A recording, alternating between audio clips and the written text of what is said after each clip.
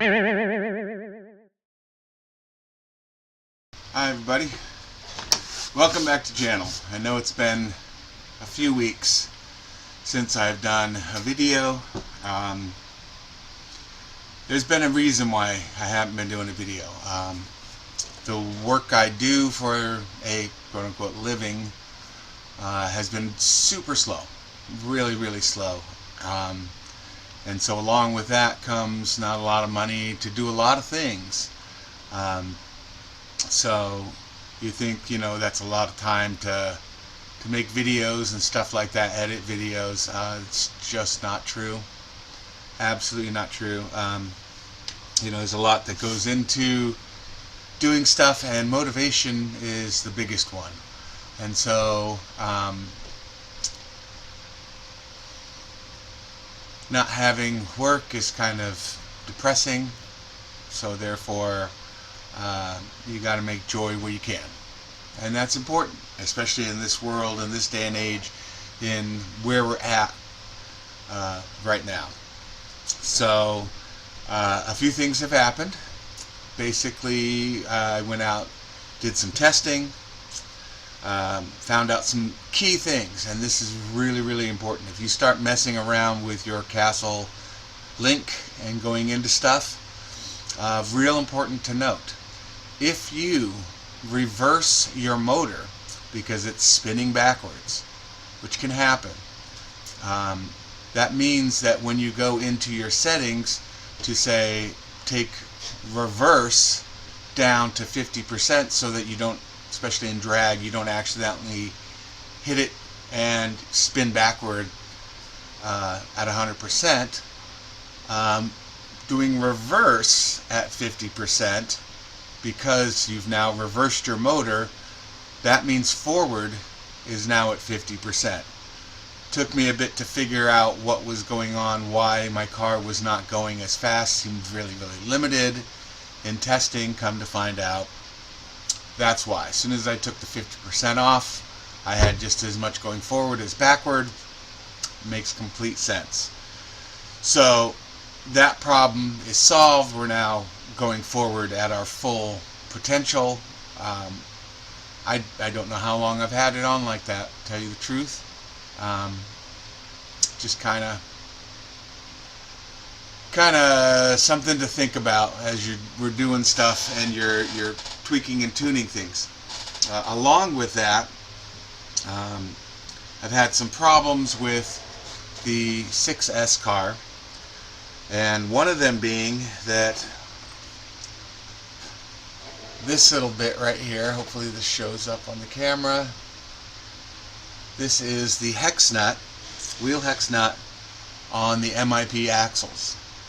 So I have them, and then I'm using a 17mm adapter to go from the 12 to 17, so I can use 17mm adapters. Why? They're stronger than the 12mm, just more meat to grab, more meat not to have it twist and break and everything else. So still a light car, but that's the kind of thing. Now, the problem I was having is inside there, and I don't seem to have the, oh, they're there. They're on the axle. So there's this little nut here that is the retaining nut for the 17mm hex. So I've been having a problem of the wheel loosening up and whatnot, so what do? We tighten it more, and we tighten it more, and we tighten it more. In doing that, ended up with a big problem. So that 12mm MIP nut, we ended up putting so much pressure on it on the one side that it broke into 3 pieces inside the adapter. So it did take me a little bit. I finally did get it out. No real damage to the adapter, which is great. I had to go ahead and order some more of those. Now that's not something that your local hobby shop will necessarily have unless you want to buy a whole new kit. So you got to order them online. They're coming on the 9th, and the drags are on the 12th. So that gives me very little time to retest. In doing all this, though, and checking all this stuff out. What I thought was regular drag happening from the motor partially was from the motor. But what it really was happening was I was putting so much tension from tightening and pushing in that that was creating extra drag, which was pushing and doing more, obviously breaking the wheel hex nut, and along with that, destroying the bearings. With the bearings destroyed, that was a problem. My battery's dying, so I'm going to change real quick. And we're back. Sorry about that. Watching the battery die down. Thought I might had enough, but obviously I've got more to say. So again, destroyed the bearings, pushing too much on the inner part of the bearing, and just basically wearing those bearings down.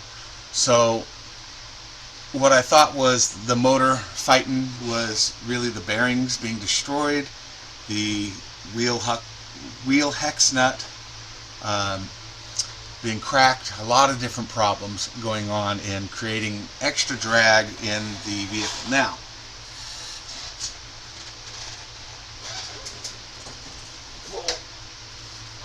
pull this out. So I had a lot going on of drag even in this, because I was doing the same thing, over tightening, creating drag. Now not so much because of what was going on. Now these are spinning very, very smoothly now. Super smooth. It's exactly what I want. I'm barely even moving my finger. It's super smooth, no extra drag on everything. That in itself is going to speed up the car, because it's not forcing itself now past the drag. It's going to open the motor up.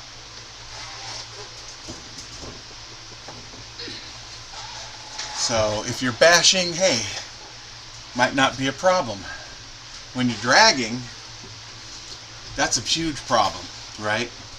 The smoother your car is, the easier it is to get everywhere, up to speed, on plane, all that stuff, which means tuning is going to be a lot easier. So that's the key there, and so that's what I'm doing for the 6S here. Is I've got the bearings to replace, I just need the wheel hex nut, and I'm in business again. And then I'm going to really clean up the axles. There's a lot of dirt and stuff like that. One of the things I found that I've been doing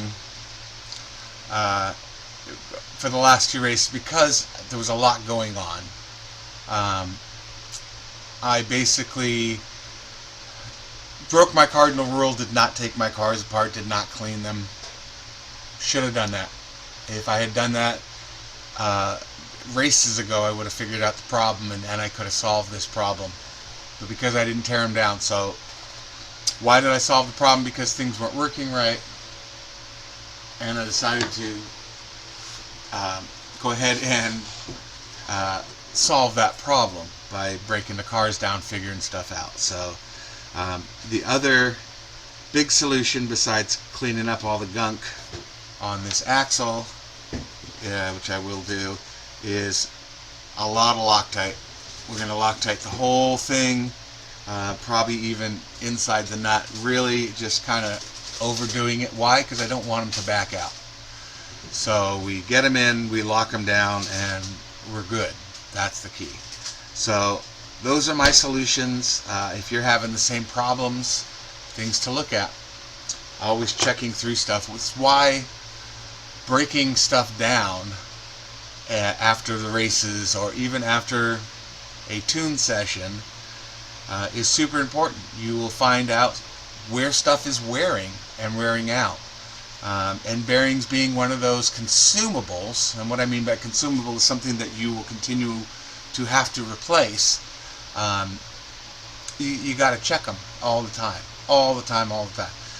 The front ones, obviously there's not a lot of pressure and stuff going on with them. It's mostly the rear ones, because that's where you're getting all your drive from, everything. they need to be smooth. They absolutely need to be smooth. And don't go buying the ceramic ones trying to smooth things out if your wheels are not spinning smoothly. All you're going to do is, instead of destroying an easily replaceable cheaper bearing, you're going to be ruining and having to replace a very expensive bearing. So those are the tips of what's going on, what's happening. Again, sorry I haven't put a video out in a while. Life has gotten on me. Not really having the money for parts makes a big difference, right, in what I can and can't do. I've been keeping myself busy, doing little different things. I've been making things like this, little foam board tanks for a game called Tonks, which is a ton of fun. You can look it up online if you're interested. Spend time building your own tanks or tonks and battling them and having a lot of fun with your friends. So that's kind of what I've been doing to cheer myself up, feel like I'm being creative, as well as you can see up here, working on the TRX-6 project. It's at a standstill for the last week. That's why I've been doing the little tonks, is just keeping myself busy and having fun and doing artistic stuff, creative stuff. So it's on hold because I need to get a bit of money from the client so that we can put different things into it. Buy a sound system and put it in. I need to, before I put the walls and everything together for it, I want to make sure that I have the speakers placed, so that basically if they're going to be pointing outside, I want to have the whole set, everything ready to go for easy installation. That is the whole key, is I want to make this easy on myself, easy on the client, figure out not just how things go together, but how to go in and maintain or maintenance certain things. So that has always been the biggest thing. I want to make maintaining and getting to stuff as easy as possible and not difficult, not trying, having to take the whole box off just to get to where the electronics are and everything else is a big pain. So I want to avoid that by having it easy to access without having to remove the box. Realistically, once you put the box on, you should never have to take it off. That's the whole key to this build. So that is going to do it for this. Thank you for watching. If you haven't subscribed, think about subscribing. And it does nothing but help the channel. Costs you nothing. Again, if you don't want to see whatever video I'm doing, whether it's the body ones, which aren't all that popular, just skip the video. Don't worry about watching it. But your subscription helps. We did lose one. It was kind of another thing that kind of helped into the depression of things, besides not having money to do stuff, all that kind of stuff. But yeah, that's where we're at. Hopefully you're all having a wonderful day. This is the day after the 4th of July, so happy Freedom Day, whatever you want to call it. Hopefully everybody had a good, safe weekend. So thanks for watching. Go make it. You can do it. We'll see you in the next video. Till then, have a wonderful day.